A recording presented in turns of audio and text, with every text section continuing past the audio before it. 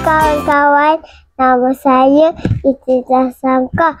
Jom tengok Amka buat detensi bom. Bom ni tak boleh meletup tau, tapi boleh keluar bunga. Mula-mula kita campurkan tanah. Lepas tu masukkan sebuah akar. Lepas tu kita gaul lagi.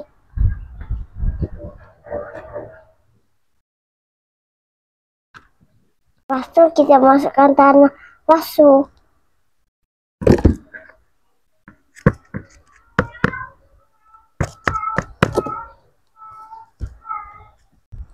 Lepas tu kita masukkan benih bunga.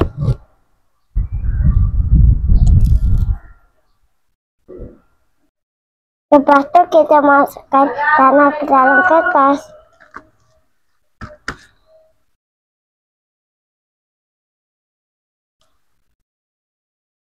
Lepas tu kita bungkus tanah.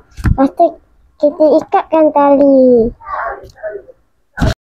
Masukkan bom dalam beg.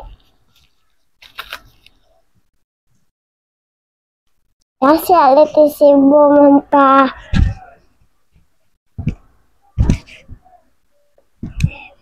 Amka nak bagi bom ni kat kawan.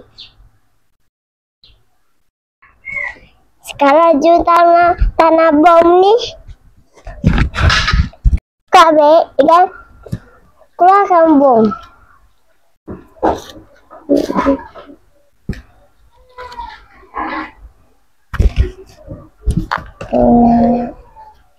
Lepas tu masukkan dalam basuh.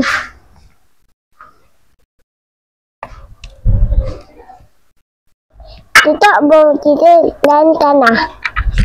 Ya.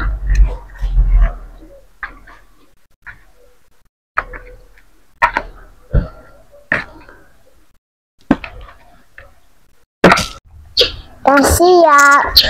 Kita tunggu bom kita keluar bunga. Bye.